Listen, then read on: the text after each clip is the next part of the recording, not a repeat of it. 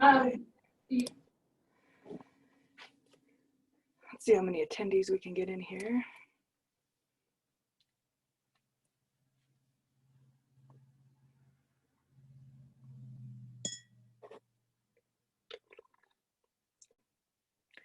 Already seeing some familiar names.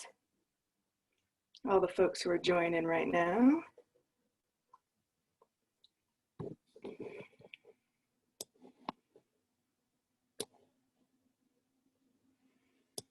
All right, we'll just wait another second or so and make sure everyone is able to pop in.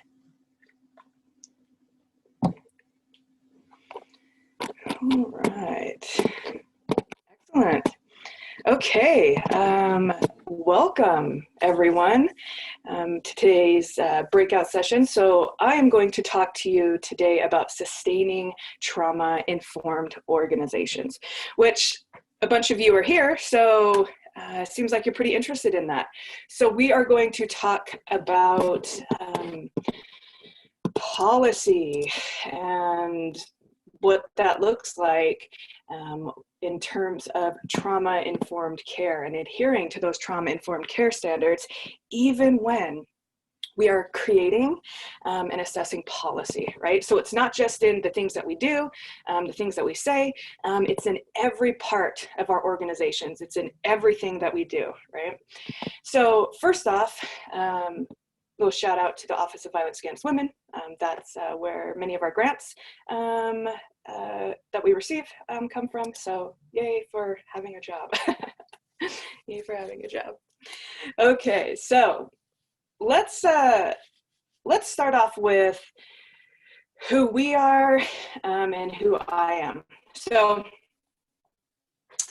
I work with the Utah Domestic Violence Coalition. So we are the federally recognized state domestic violence coalition for the state of Utah. So basically that means we are a support organization.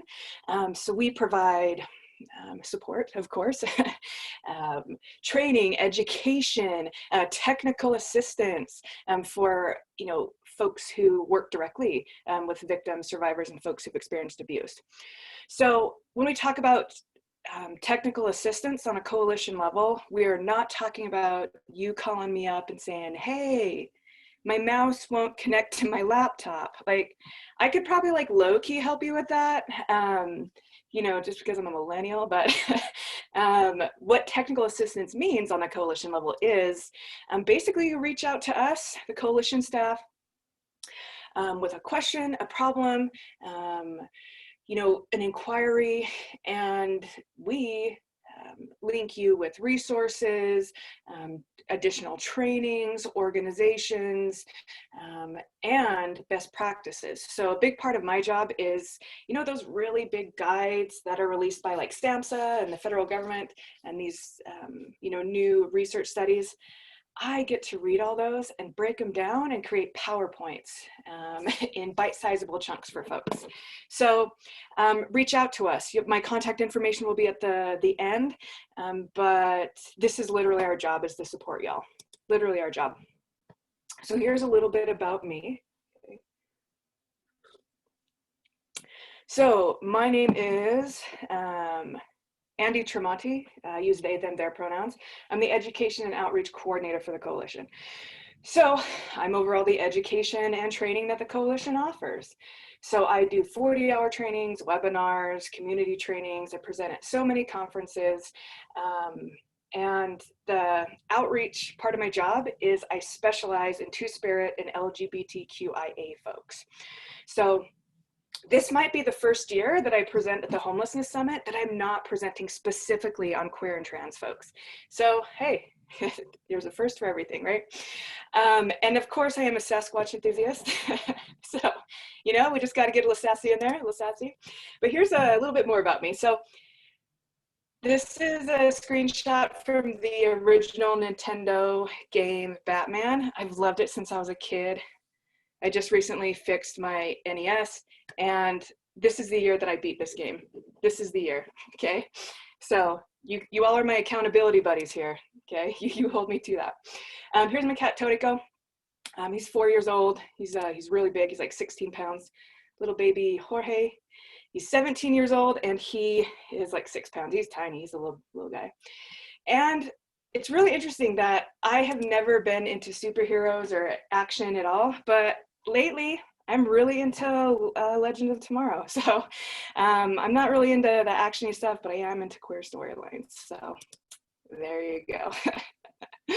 So now you know a little bit about me. So let's get into the bulk of the presentation. So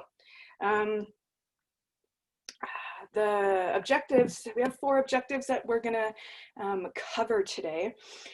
And I will link y'all with additional information after this presentation. Remember that you're not alone.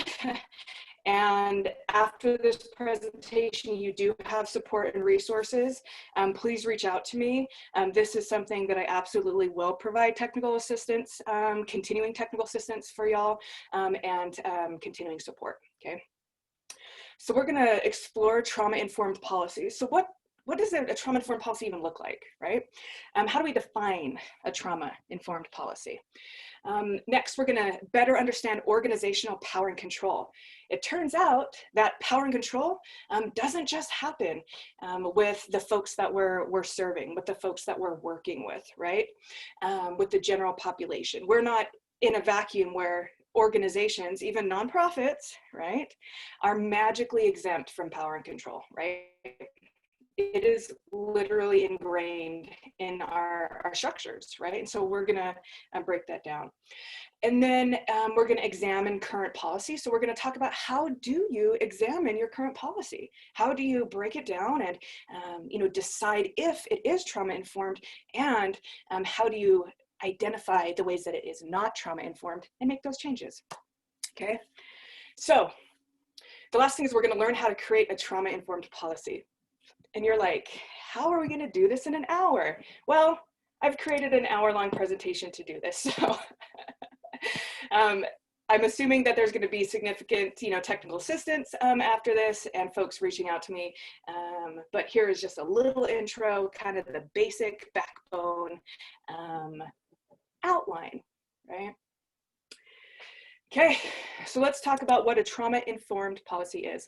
And real quick, if you do have a question, please, I believe you will raise your hand and the moderators will unmute you or allow you to speak. It looks like I don't have access to chat, but yeah, so just raise your hand and they should be able to unmute you to ask questions. So first off, what is trauma-informed care? It's really important to know what trauma-informed care is when we are trying to create trauma-informed policy, right? So trauma-informed care, this is an approach where we are working from a lens of trauma, right? We better understand, we're more knowledgeable and educated on trauma, the prevalence of trauma, how trauma affects folks, right? And how we specifically respond to trauma, right? So a big part of that is understanding and knowing how, the commonness of trauma. And when we talk about Utah, so I'm in Utah and probably the majority of you are from Utah. So, I mean, the rates in Utah are pretty high, right? So we have, 1 in 3 women, 1 in 5 men, and a national average or a national number for transgender folks would be 1 in 5, right?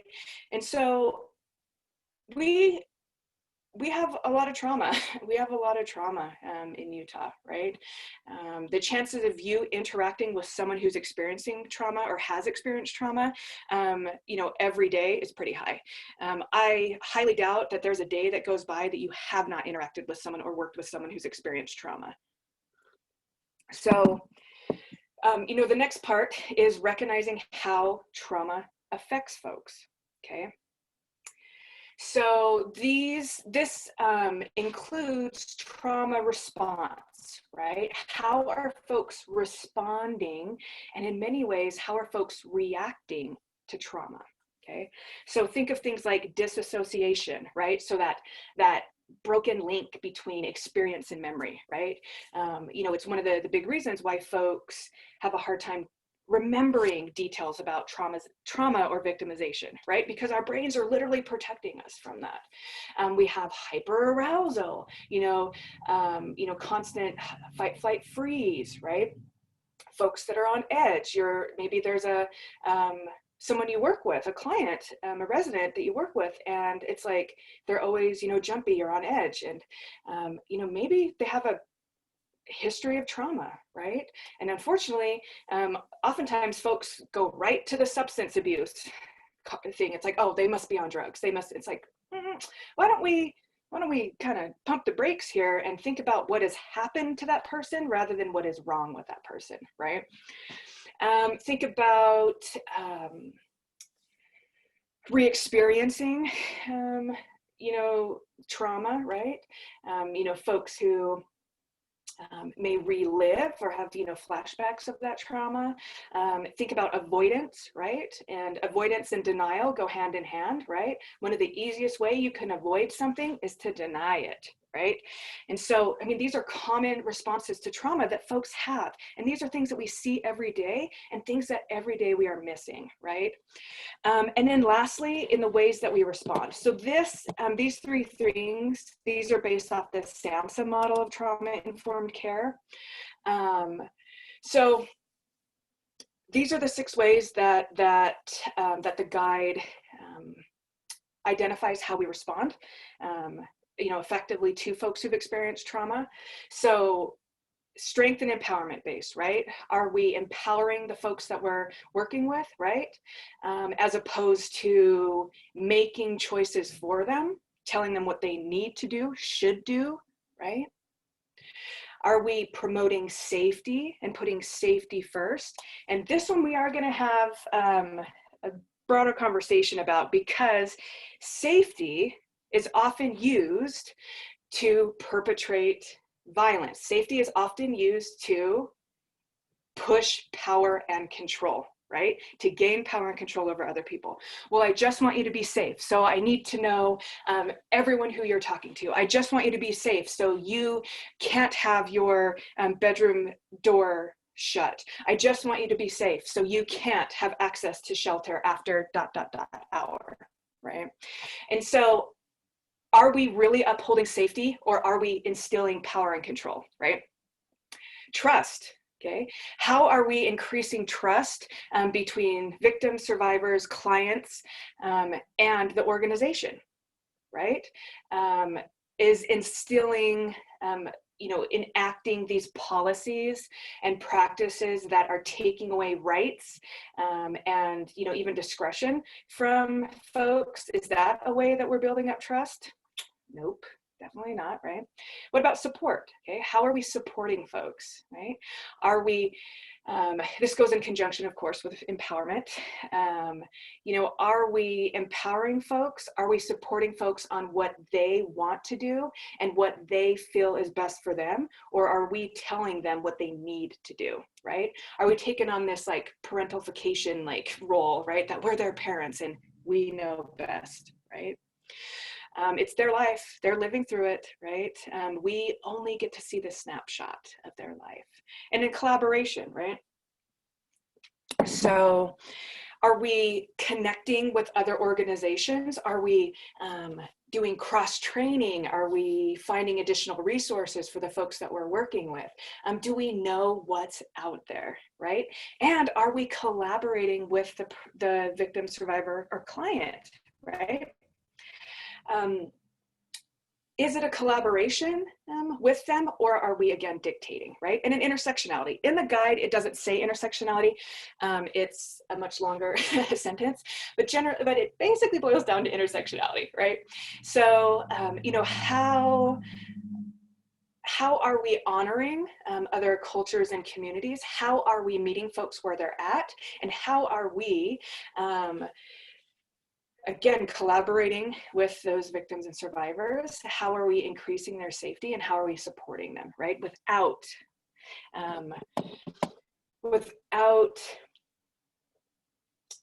recreating these systems of oppression that folks have literally lived in their entire life, right? So I don't know if any of you have seen this, but this is the organizational power and control will. So as you know, I come from the world of intimate partner violence, right? So power and control wills literally are my life. I look at them every day. I have a couple framed in my house. Just kidding, it's not that bad. But this is a great visual tool for us to be able to identify in what ways we as organizations are using power and control against the folks that we are serving, right? So one of the ones that I see the most that gets me real hard in my Scorpio heart here is under intimidation. So the top right is involuntary alcohol and drug tests and forced treatments. So forcing folks to get drug tests before they receive services. So that is a huge barrier, right? And how many people are not going to engage in services? How many people are going to avoid reaching out to other services because they're so worried that if you do a drug test and you test and you find out that they have, you know, a weed or they test positive for marijuana, that they will not be able to receive services, that they are not worthy of receiving services. So how is that helping, assisting, and supporting and increasing safety of folks, right? We talked about the emotional abuse part, the pretense of safety used manipulatively. So this one's a hard one because safety, I mean, you can probably think of so many different things, so many laws, or even things that are happening right now, within our communities and cultures, that these policies, practices, behaviors that are, done because of safety reasons are actually not for safety reasons. They're to gain power and control over certain communities, certain groups, to dehumanize folks, stuff like that, right? Let's see. So where's another one? Yeah, we're gonna, on the isolation one, we're gonna talk about curfews here in a sec, but minimizing, denying, and blaming down here at the bottom right, accusing survivors of working the system, accusing clients of working the system. Well, you just come here, you get services, and then you leave, and then you come back 6 months later. Yeah, okay. And that may be happening, right? Are they working the system? Probably not, right? The fact that they're coming back and accessing services, that says a lot, right? And especially when we talk about like domestic violence victims and survivors, on average, it takes 7 times for folks to permanently leave that situation, right? So it may take 7 times, it may take 12 times for that person to get to a place where they can reach their goals or move on, right? So think about all these different ways that we as organizations use power and control over other folks, right? And how we justify that. Okay, so we're going to talk about this here in a sec, but if there's a policy that we have to justify, that we have to especially extensively justify, then that probably means that policy shouldn't exist, right? Probably shouldn't exist. So, this goes into oppression. A big part of trauma-informed care is that intersectionality piece, right? And, better understanding how folks have been affected, by things like systems of oppression, and how folks perceive the world differently, or the world perceives them differently, right? And what barriers pop up when they try to receive services. So here's a little definition of oppression. The combination of prejudice and institutional power, which creates a system that discriminates against some groups, target groups, and benefits other groups, dominant groups, right? So here's a bell hooks quote. So being oppressed means the absence of choices. This quote fits so perfectly for this presentation, right? So think about when we create policies that limit people's choices, that disallow people from having a say in their own healing, in their own journey, right? And so, yeah, how can we change that? How can we completely change the structures and the ways that we are creating policy, in the ways that we're interacting with folks to eliminate, oppression and systems of oppression. So, the anti-oppression framework, again, goes hand in hand with trauma-informed care, y'all, hand in hand, okay? We can't eliminate homelessness and intimate partner violence and sexual violence and homophobia and transphobia and racism and sexism and xenophobia without breaking down all of the rest, right? They're all interconnected and they're all linked, okay? So anti-oppression framework basically confronts all aspects of inequality and injustice, okay? So the goal is to end all forms of oppression. So this includes in our structures, institutions, systems, our practices, and our policies, okay? So that's what we're here for today, is to talk about our policies and our practices, right? So the goal of trauma-informed care, and this, I've noticed that this, sometimes gets forgotten because we're so worried about adhering to these standards and all these different things that are coming at us. And sometimes we forget that trauma-informed care isn't checking boxes off a list, that it is creating an environment that promotes healing and promotes empowerment, right? That's what we want to do. That's what we're trying to do, okay? Yeah. Okay. So I don't know if any of you know this about me. I mean, there's a couple names that I do recognize. So you may know, is I definitely love to examine policy and make adjustments and figure out kind of what's going on, right? So this may seem like a huge task, right? And we have Zena here to help us out.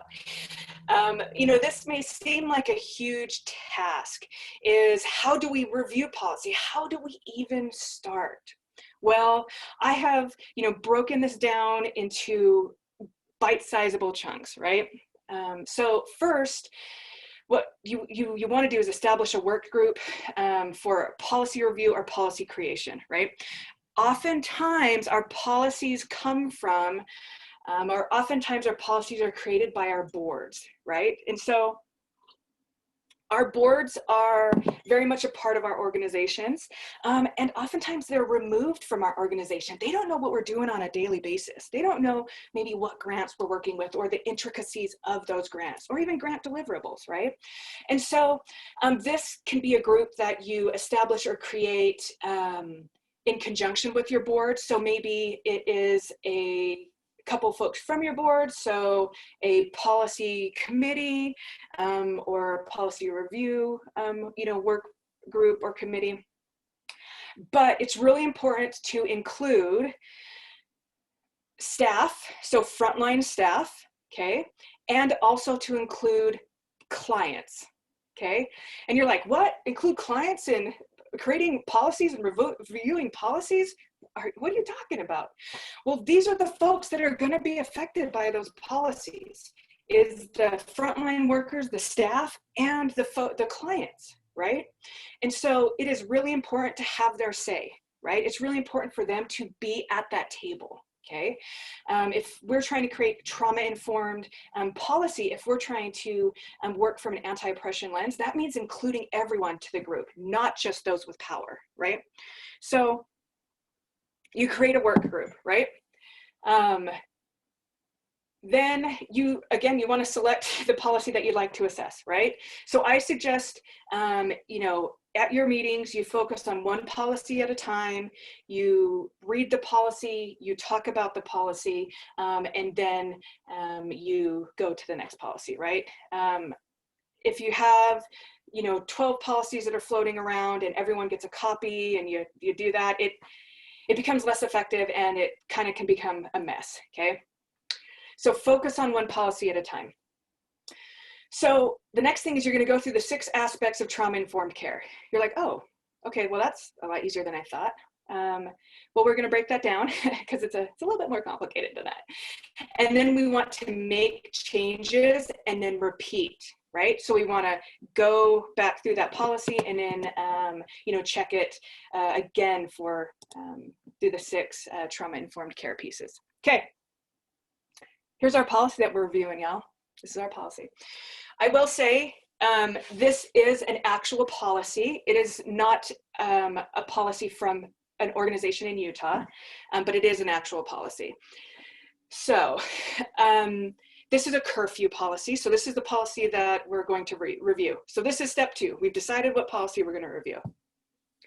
So each client must awake and be dressed by 8:30 a.m. They need to be back to shelter by 6 p.m. Children need to be in bed by 8:30 p.m. and adults into bed by 12 a.m. So let's break this down. Okay. So the first thing, right, is safety. So these are the questions that we want to ask. Does this policy actually increase safety of survivors or clients? So does dictating when someone needs to be up and dressed and when they need to be in bed, does this actually increase safety for clients and survivors? I would say no, right?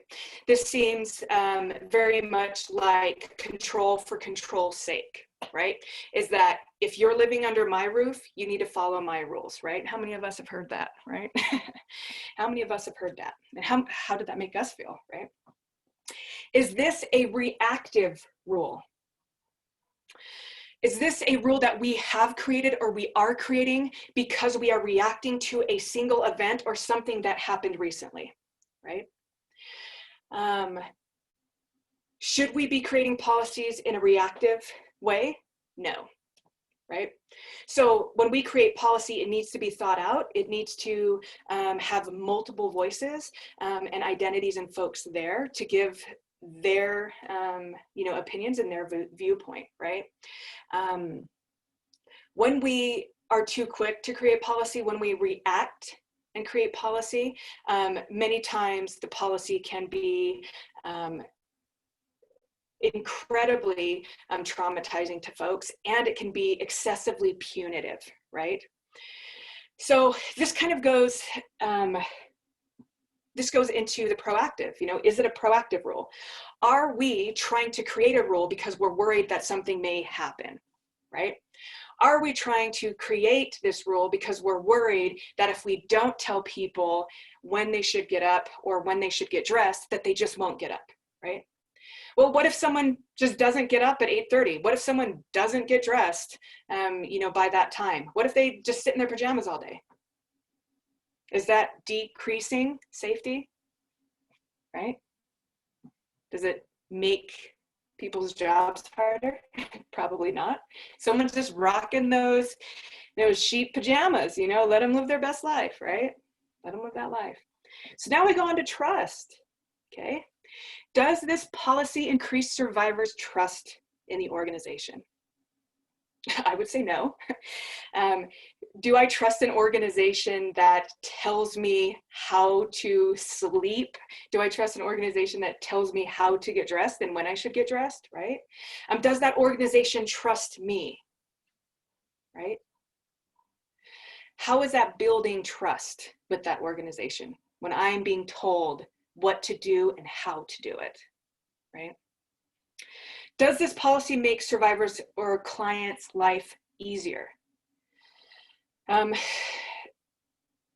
It's interesting, right? You're like, well, if I'm told that I need to do something at a certain time, I'm maybe more motivated to do it, right?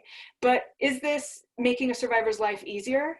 A client's life easier? Someone who may be in crisis, right?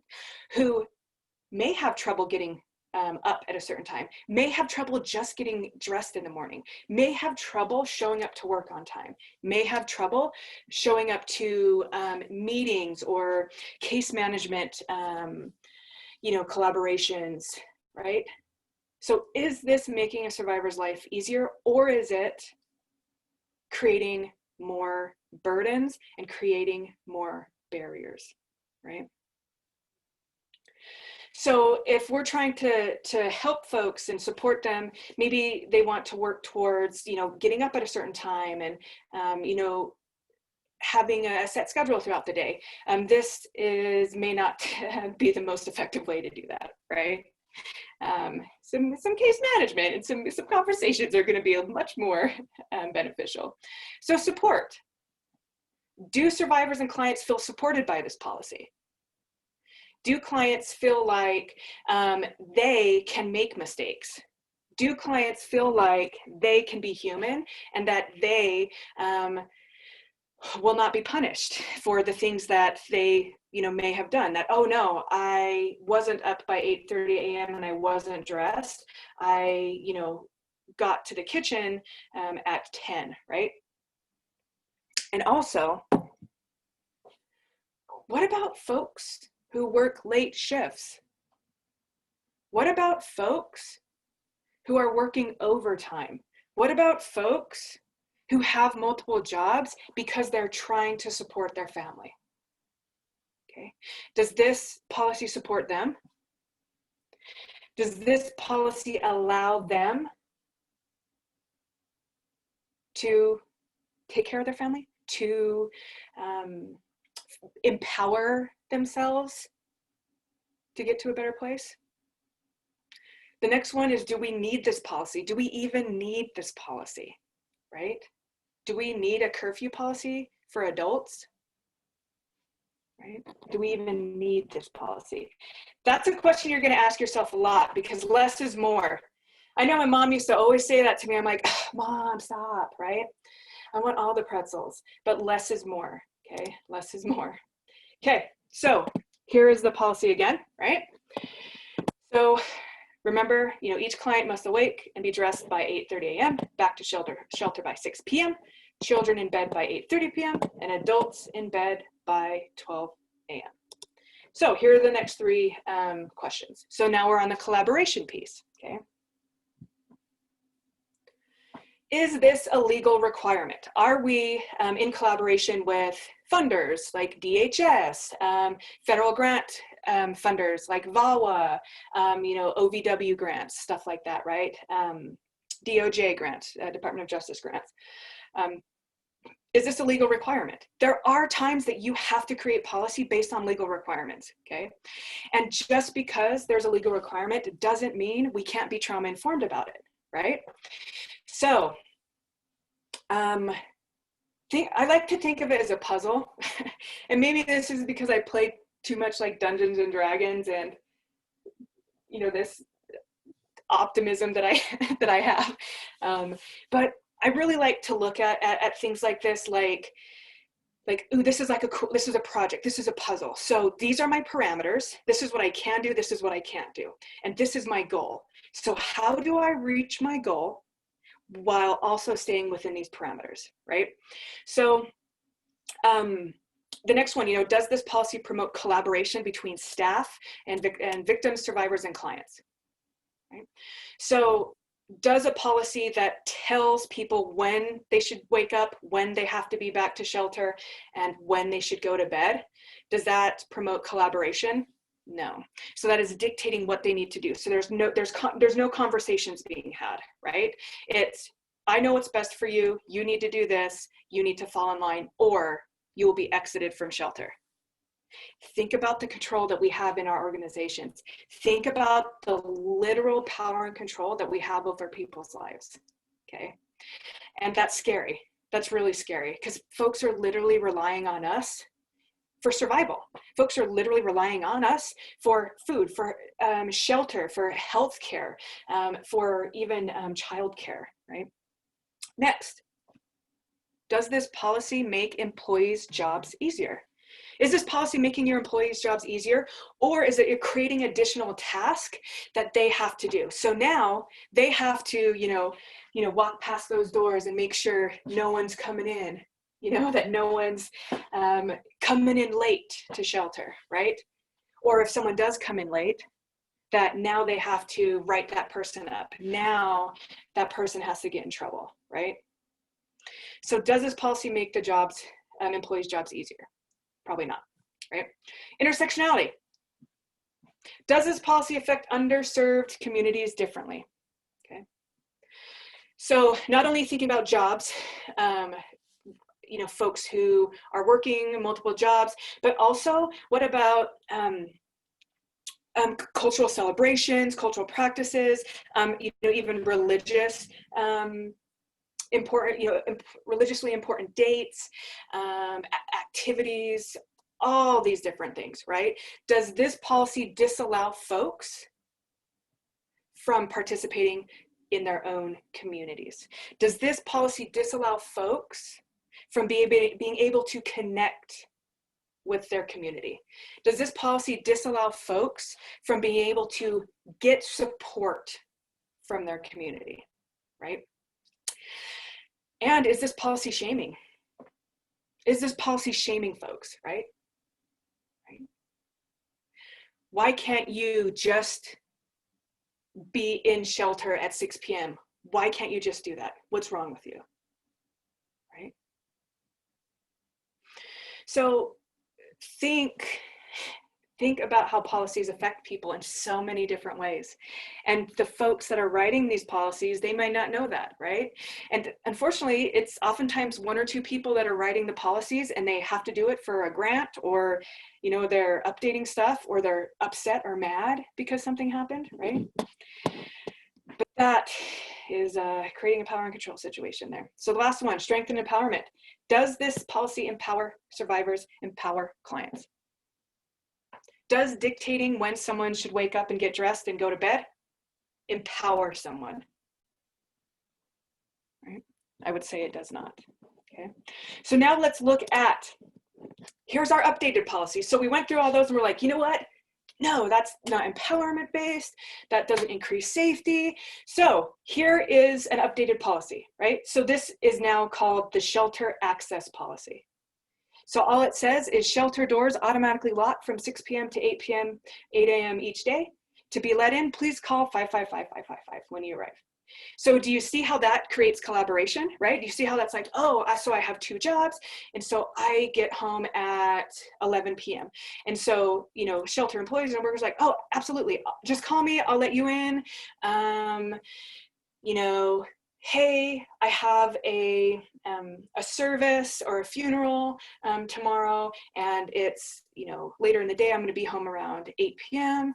Yeah, absolutely. Just call me when you get there. Or if someone has to stay late at a shift and they get to shelter late, all they have to do is call and say, hey, will you let me in? And they're like, oh, absolutely. Yep. So think about how different that is. Think about how different this policy is, right? And it's does pretty much the same thing in a less punitive way and in a more trauma-informed way, right? Look what we just did, y'all. You see that? You see that? Okay. So, I guess I have two slides here, but there you go. We did it. We rock. Okay. So now we're gonna create trauma-informed policies, okay? So now we're gonna create those heckin' policies, okay? So this is the big question, to policy or not to policy? That is the question, right? Yeah, I haven't left my house for 6 months, y'all, or 8 months, so these PowerPoints are the funnest thing for me to create. So less is more. I mean, I just said it before, right? Less is more. Do we really need an entire encyclopedia of policies? Or can we have more conversations with folks, right? One of my dear friends is in this presentation, and her organization works from a non-punitive shelter policy. shelter system. So instead of having these books and books of rules, right, they have more conversations with folks, right? If someone is, reacting rather than responding, and they're upset, they're yelling, they're, that the advocates and the staff are having conversations with them rather than saying, you didn't follow policy 13456, you are being written up. One more write-up and you're going to be exited, right? So they're having more conversations, right? They're having more connection, right? Turns out connection is part of trauma-informed care, right? Connecting with people who are going through trauma, who have experienced trauma, right? That is incredibly beneficial. Validation, right? It sounds like you've had a really hard day. How can I support you? That feels much better than getting a write-up, right? Is this policy really needed? Do we really need a policy on where to put your shoes, right? I've heard, a story of someone had stinky feet one time and they put their shoes outside their door, and so the hallway stank. Is that a word? Yeah, I guess it is. Was smelly, I don't know. And so they created a policy that you can't have your shoes outside your door, right? Do we really need a policy on that? Or can we say, hey, your shoes stink, let's get you some new shoes, or let's problem solve, let's collaborate and figure this out. Is this a reaction? Am I reacting to something? Okay. We always say to clients, we always, have this standard for victims and survivors, is that you need to respond rather than react, right? Just because you've experienced trauma, you don't need a da-da-da-da. Well, why are you putting this standard, this unrealistic standard on someone else, but you can create policy when you are reacting, when you are upset, right? So, are we trying to punish someone, right? Did someone leave the lid for the mayo open, and so the mayo went bad, and we're mad because we can't have our sandwich every day without a big old glob of mayo, and now I don't have mayo and I can't pound that sandwich today. So now we're going to create a policy that you have to use your own stuff and you can't. Do we need to really create a policy around mayo because one person's upset that they didn't have mayo for their sandwich for a day, right? What are our motives? Okay. When you say we want to create a policy to increase safety, it's not enough. You need to define and say what that means. How are you increasing safety? How will this increase safety? And in what ways will this decrease safety for victims, survivors, and clients? Are we exerting power and control? Are we trying to control a situation, right? And lastly, are we being a rude buns, right? Are we just being a rude goose? Okay. Are we just being a rude goose? So let's create a policy. So think about the steps that we just talked about in assessing and reviewing policy. Okay. So step one, review trauma-informed care basics with that policy review work group. And you're like, what? Why every time we do this, we have to review trauma and care basics? Well, you want everyone to be on the same page, and we want all of us to be working towards the same goal, okay? And this can be really great, right? Is that, each person in their work group goes over a tenet of trauma-informed care and what our intentions are to reach that goal of that trauma-informed care policy, right? It's excellent. It's a really good step, and I highly, highly suggest it. And remember, your work group should include clients, victims or survivors that you're working with, staff, frontline staff, okay? So not just, folks higher up, not just management, not just supervisors, is that you have frontline staff, you have advocates, right? You have caseworkers, you have intake workers that are there, okay? Next, step 2 is decide what policy you want to create, okay?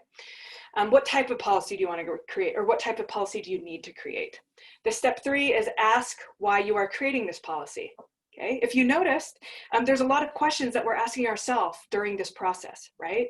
It's really important to understand our motives and why we are doing this, right? And then step 4, go through the 6 aspects of trauma-informed care, okay? So let's go. Okay, here's an example. So our policy review work group has reviewed the trauma-informed care tenets. You know, they've talked about it. What are our motivations? What are our intentions for this meeting, right? Step 2, so we need to or want to create a policy on emergency situations, right? Okay, so we know what we're going to create the policy on. Let's go to step 3. Why are we wanting to create a policy on emergency situations, right? Well, in this case, you know, like legal requirements, right? Or maybe we have an emergency situation policy, but it is super vague and basic, or maybe it is not trauma informed, right? So maybe we want to add more maps, or maybe we want to create more accessibility in our emergency situations policy, right? And so having it in different forms, we have Braille, we have large print, we have audio, all these different things, right? So maybe we want to create different ways that the emergency situations policy can be delivered, right? Or shared. And we want to put that in the policy, right? You know, part of working from an anti-oppression lens is that these policies, or that your policies and guidelines also reflect that. So you have policies on, you know, trauma-informed care and anti-oppression, and you're also doing it, okay?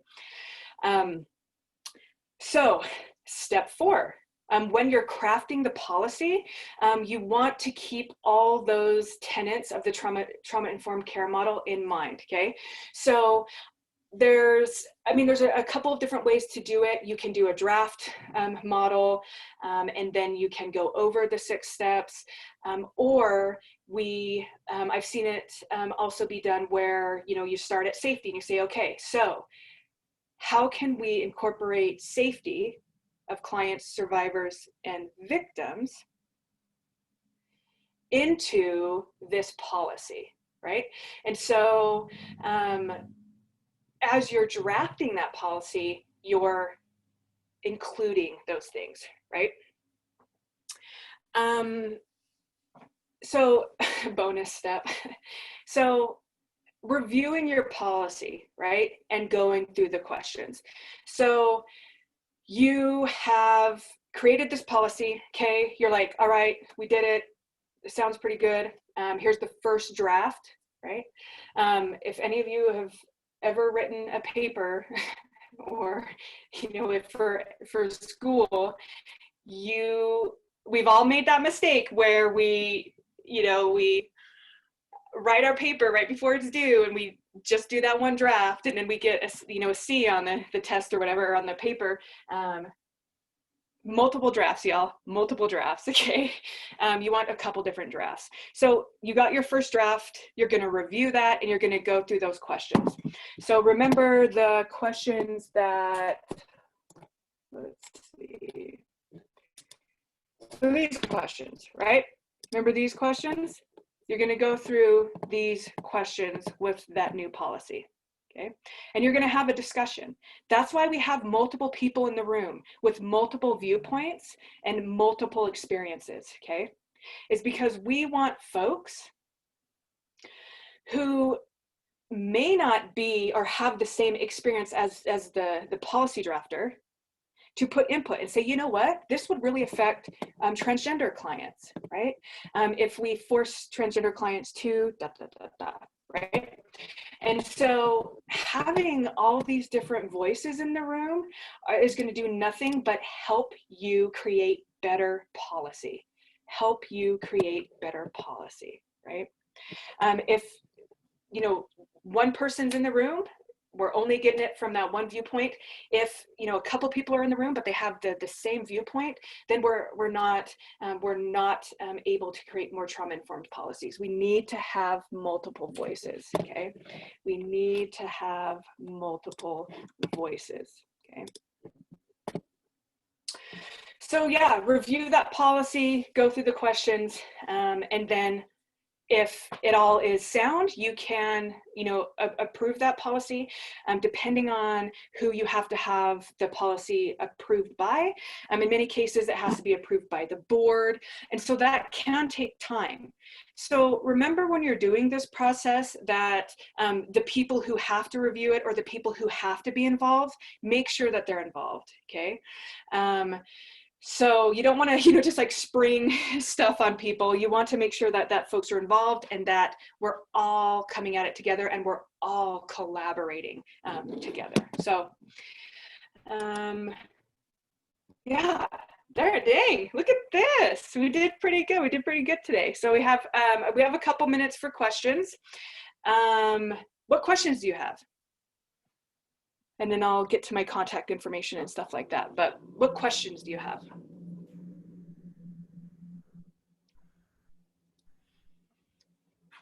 Looks like we have a question from Carol Hollowell. Hi. Hey there. My question, can you hear me? I sure can. Hey, great presentation. My question for you is I understand what you're saying about the policies. One thing that we've struggled with is those parents in our emergency shelter that's for domestic violence that don't want to get their kids up and go into school. And so we kind of have this battle going on where, you know, it's required to take your kids to school, well, unless it's shut down for COVID, but if we don't have a policy in place to say you're expected to take your kid to school, how would you respond to that? Ooh, that's a really good question. And so that question floats into parental rights. And so if a parent says that they're homeschooling, if they are homeschooling, even if they're not, that we can't force them to take their kids to school. So that's a really great question. And that is really difficult because see how there's two different standards, there's two different ideals, right? Hey, you need to take your kids to school, they have to go to school, you know, they can't just stay here all day, versus maybe a victim survivor can't take their kids to school. They are just in a place that they simply can't, or they are homeschooling. And if they're homeschooling and they're not teaching their kids, there's not much we can do about it. And so it's kind of like, what do I want to say? Do I want to say choose your battles? I don't know if I want to say that. I think that is the first thing that comes to mind, but there's so much that we can do. There's so much that we can do, and we cannot force someone to do something. And even creating policy is not necessarily going to get someone to take their kids to school, right? Yeah, that's a good question. Same with like vaccines, vaccinations and stuff like that. We can't force people to do things like that, even though it would be would be beneficial for shelter organization. You know, we can't force people to do certain things and take precautions. But what we can do is meet people where they are and have those conversations and find out what barriers they're facing and help them break down those barriers to, you know, for them to, you know, be empowered and make those decisions on their own. So, I mean, most of us grew up in a place where, you know, our parents or caregivers, guardians told us, well, do it because I said so, right? But that isn't effective. It wasn't effective for us, right? Because as soon as parent turned away, like, you heckin' know I turned that Nintendo back on, right? But, you know, thinking about our motives, right? Are we trying to alleviate our own feelings of anxiety, our own feelings of uncomfort, or are we trying to empower the survivor? Oh, that was a good question. That was a good question. Okay, what else? Anyone else have a question? Yeah, trauma-informed care can be, I mean, there's a lot of barriers for many people to practice trauma-informed care too, especially with the ways that we grew up and even the ways that we have been responded to when we have felt trauma or when we needed support. Yeah. All right, we have a question from Colleen Flynn. Hey, Andy. Hello, friend. Hey. So great to hear your voice. Yeah, I'm alive. That's always good. I was wondering if you could maybe speak some on like whether there is a line, if at all, on like our pandemic response policies and trauma-informed policies. So like in a shelter environment, trying to keep clients like safe in this global pandemic we all live in right now, but also trying to address like trauma-informed care within those kinds of policies. Because I worry that sometimes they are becoming stricter because of those safety concerns. So I'm wondering if you have thoughts. Excellent. That's a great question. So this again is another difficult question, right? So here's the thing, is that we have to adhere to legal standards and requirements.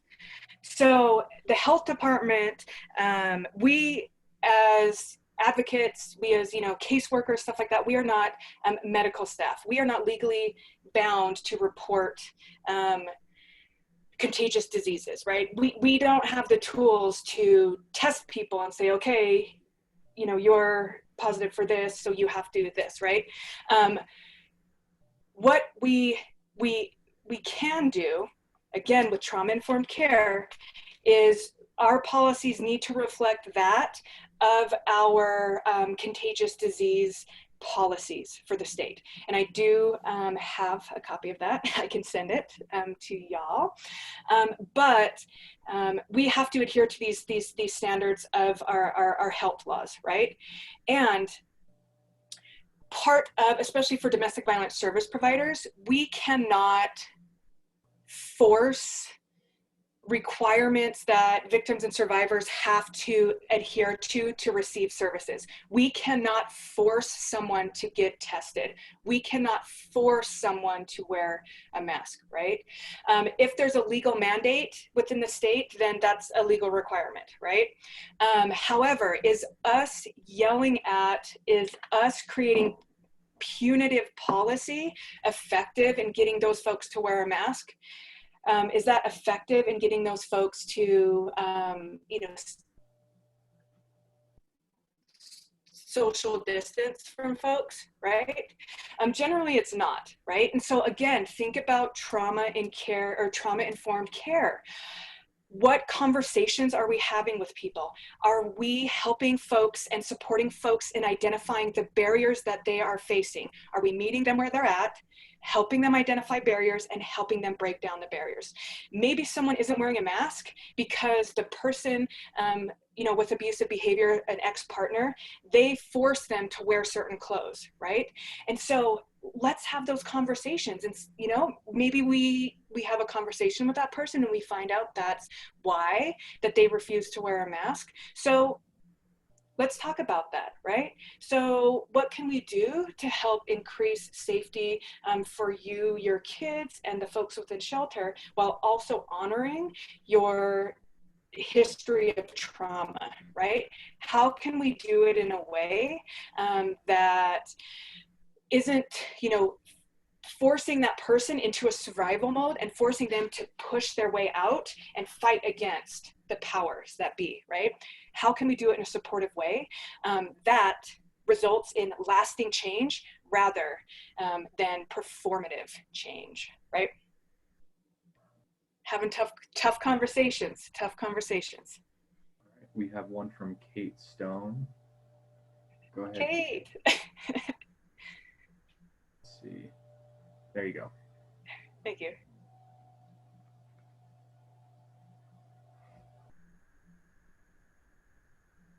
Go ahead, Kate.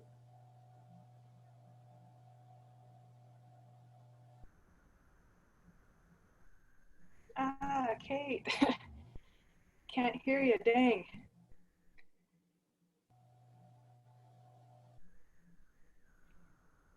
Everyone for attending. This looks like we're just about out of time as well. We've got about a minute. Get Kate to connect. Maybe I can see if.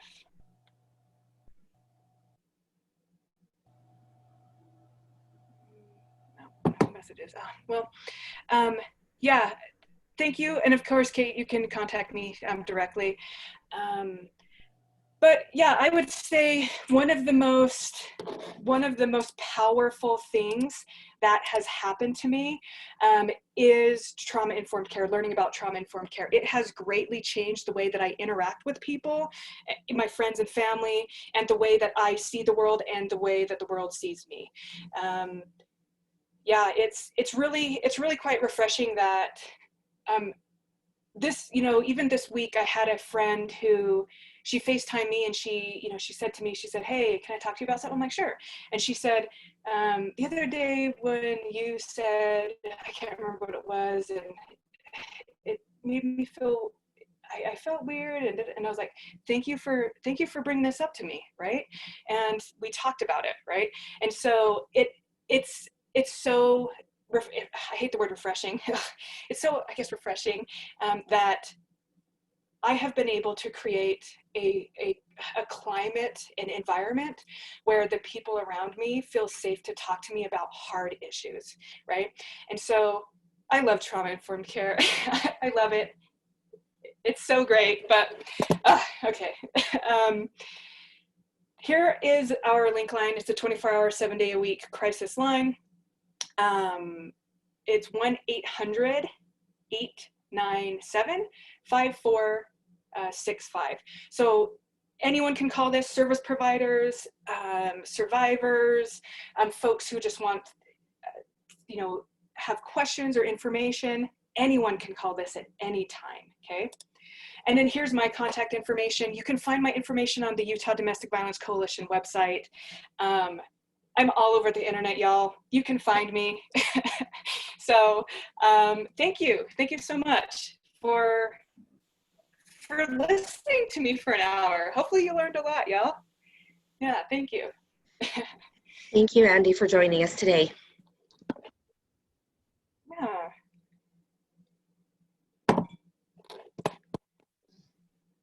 Okay, and the session will be ending. Thank you.